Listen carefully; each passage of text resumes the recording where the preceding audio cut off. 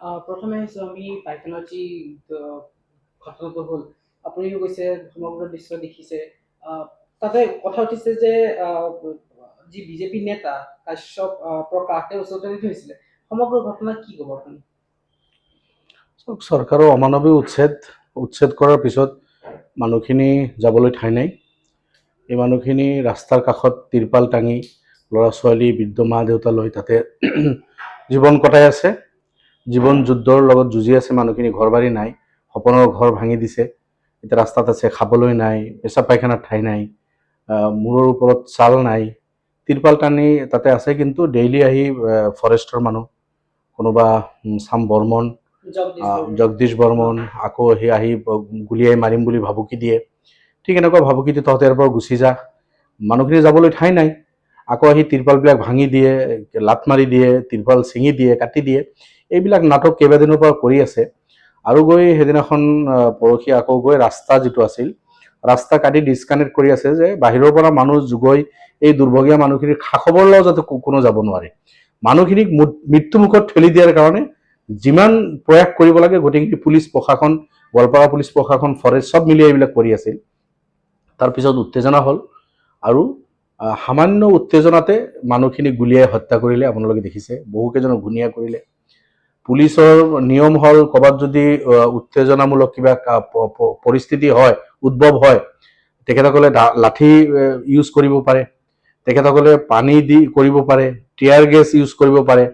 এই ধৰণৰ চব কিছু কৰাৰ পিছত ৰাবাৰ বুলেট ইউজ কৰা, তাৰপিছত গৈ অন্তিমহে গুলি চালনা কৰাৰ তেখেতসকলৰ এখতিয়াৰ আছে। তথাপি ভৰিত গুলিয়াব লাগে। কিন্তু দুৰ্ভাগ্য, এই মানুহখিনি খাবলৈ নাই, এসপ্তাহ লগনে ভোকে, তেখেতসকলৰ ঘৰ বাৰী ভাঙি দিয়াৰ পিছত মানসিকভাৱে ভাঙি পৰিছে। এখেতসকলৰ ঘৰ ভাঙিছে, পুলিচৰ লগত কাজিয়া কৰা নাই, পুলিচৰ লগত তেখেতসকলৰ কোনো ধৰণৰ সংঘৰ্ষ হোৱা নাই। 5 দিন পিছত এই মানুহখিনি পুলিচৰ লগত সংঘৰ্ষ কৰাৰ কোনো প্ৰশ্নই নাহে। এইখিনি মানুহ পুলিচৰ লগত কোনো ধৰণৰ সংঘৰ্ষ কৰা নাই। পুলিচে উচতাই আছিল, ফৰেষ্ট ডিপাৰ্টমেণ্টৰ মানুহ এওঁলোকক উচতাই আছিল, ঘৰ বাৰী ভাঙি আছিল, ঘৰটো নাই, এই তিৰপালবিলাক ভাঙি আছিল। তাৰপিছত এটা পৰিস্থিতি যেতিয়া উদ্ভৱ হয় আৰু এই সুযোগ বিচাৰি আছিল, একফালৰ পৰা গুলিয়াই মূৰত গুলিয়াই হত্যা কৰে এইসকলক। ভৰিত গুলি মানে কেইবাটাও ষ্টেপ পাৰ কৰাৰ পিছত ভৰিতহে গুলিওৱাৰ পাৰ্মিশ্যন আছে, কিন্তু মূৰত এটা আপোনালোকে দেখিছে মূৰত গুলিয়াই এজন ল'ৰাক হত্যা কৰিলে। আৰু এটা হস্পিটেলত আছে, বহুকেইজন হস্পিটেলত আছে। তো দুৰ্ভাগ্য আমাৰ ৰাজ্য ৰাষ্ট্ৰৰ কাৰণে আইনৰ ৰুল চলি থকা নাই, হিটলাৰী চলি আছে আৰু হত্যাযজ্ঞ চলি আছে। গতিকে মই মহামান্য ৰাজ্যপালক অনুৰোধ কৰিম, আপুনি ৰাষ্ট্ৰপতি শাসন বলবৎ কৰক। এইজন মুখ্যমন্ত্ৰী, তেখেতে এতিয়া আৰু ৰাজ্যখন চলোৱাৰ নৈতিক অধিকাৰ তেখেতৰ নাই। যিজন মানুহৰ প্ৰতি দৰদ নাই, মানুহক একফালৰ পৰা উচ্ছেদ কৰি আছে, মাৰি আছে, কাটি আছে। গতিকে ৰাজ্যপাল শাসন হ'ব লাগে। কিছুদিন পূৰ্বে কচুতলিত উচ্ছেদ হৈছিলে, তাতেও এগৰাকী মুছলমান লোকক গুলীয়াই হত্যা কৰিছিলে। য'ত মুছলিম জনবসতি অঞ্চল আছে তাতে উচ্ছেদ হৈ আছে বুলি আপোনালোকে ভাবে নেকি যে বাছি বাছি সিহঁতক উচ্ছেদ কৰা হৈছে? এইটো চবেই দেখি আছে, বাছি বাছি এটা জনগোষ্ঠীক টাৰ্গেট কৰা হৈ আছে। 2-এটা ঘৰৰ বাহিৰে বাকীটো চব আজি হাজাৰ হাজাৰ যিখিনি মানুহক উচ্ছেদ কৰি আছে, গোটেইখিনি মুছলিম জনগোষ্ঠী সংখ্যালঘু মানুহকে হত্যা কৰি আছে। মুছলমান মানুহখিনি ঘৰ বাৰী ভাঙি আছে। গতিকে এইটো সংখ্যালঘু বা মুছলমানক টাৰ্গেট কৰি এই হত্যাযজ্ঞ বা উচ্ছেদ চলাই আছে। এই কথাটো আৰু কোনেও জানিবলৈ নাই, চবেই জানে এই কথাটো, এইটোতো স্পষ্ট। আৰু এই চৰকাৰ বুলিয়ে নহয়, আজি হেমন্ত বিশ্ব এনেকুৱা কচুতলিৰ কথা আপুনি কৈছে, ইয়াতে গুলিয়াই হত্যা কৰিলে, এই চব কাম কৰি আছে। ইয়াৰ আগতো কংগ্ৰেছৰ চৰকাৰ আছিল, কৃষকসকলে মৰাপাটৰ আন্দোলন কৰোঁতে বেছিমাৰি দলগাঁৱত সেইসকলক গুলিয়াই হত্যা কৰিছে। NRC লৈ বৰপাটাত আন্দোলন হৈছিল, গুলিয়াই হত্যা কৰিছে কংগ্ৰেছৰ কাৰ্যকালত। গোৱালপাৰাত পঞ্চায়ত লৈ যিটো হৈছিল লক্ষীপুৰত 10জন মানুহ গুলিয়াই হত্যা কৰিছে। কংগ্ৰেছ কওক, AGP কওক, BJP কওক, গোটেই একে নাৱৰে যাত্ৰী। যি ৰাস্তাত AGP BJP আজি চলি আছে, যোৱাকালি কংগ্ৰেছৰ সেই একে কামে কৰিছে। গতিকে এইসকল দুৰ্ভগীয়া মানুহৰ কোনো আপন নহয়। গতিকে মাটিৰ পাট্টা কোনেও দিয়া নাই। স্বাধীনতাৰ পিছত কোনো এটা দলেও মাটিৰ পাট্টা দিয়া নাই। কংগ্ৰেছে যদি আজি পাট্টা দি গ'লহেঁতেন, হেমন্ত বিশ্বৰ সাহস নহলহেঁতেন এই মানুহখিনিক উচ্ছেদ কৰাৰ কাৰণে। গতিকে আজি হেমন্ত বিশ্ব যিমান জগৰীয়া, মাটি পাট্টা নিদিয়া 15 বছৰ সুযোগ পোৱাৰ পিছতো কংগ্ৰেছৰ সমানে জগৰীয়া। আমিনুল ইছলাম ডাঙৰীয়া তেওঁ বৰ্তমান বন্দী হৈ আছে, তেওঁৰ বিষয়ে আপোনাৰ প্ৰতিক্ৰিয়া কি হ'ব? কেনেকে কি কৰা দৰকাৰ? চাওক, তেখেতকতো একপক্ষীয়ভাৱে আক্ৰোশমূলকভাৱে আৰু তেখেতৰ কণ্ঠ বন্ধ কৰাৰ কাৰণে এইটো মানে তেখেতক আবদ্ধ কৰি ৰাখিছে, NSA লগাইছে, নেশ্যনেল ছিকিউৰিটি এক্ট লগাইছে। তেখেতে যি কথা কৈছিল তাৰ কাৰণে নগাঁও ছেছন কোৰ্টে তেখেতক বেল দিলে, তেখেতে জামিন পালে, তেখেতে এতিয়া ঘৰত থাকিব লাগে। কিন্তু চৰকাৰে দুশ্মনী কৰি তেখেতৰ কণ্ঠ ৰোধ কৰাৰ কাৰণে তেখেতে সদায় জাতিৰ কাৰণে, দেশৰ কাৰণে, মানুহৰ কাৰণে, গৰীবৰ কাৰণে মাত মাতে। গতিকে এই কণ্ঠটো বন্ধ কৰাৰ কাৰণে আকৌ ৰিটেন কৰি দিছে তেখেতক। গতিকে আমি ইয়াৰ প্ৰতিবাদ কৰিছোঁ, প্ৰতিবাদ কৰোঁ চৰকাৰৰ এই স্বৈৰাচাৰীৰ বিৰুদ্ধে। আমি কোৰ্টত গৈছোঁ, আমি আশাবাদী কম দিনৰ ভিতৰত কোৰ্টে তেখেতক জামিন দিব, তেখেতে ওলাই আহিব। বেলেগ এটা প্ৰসংগ লৈছে যে গোৱালপাৰাৰ যি জলেশ্বৰ আঞ্চলিক পঞ্চায়তত ARDF দখল কৰিছে।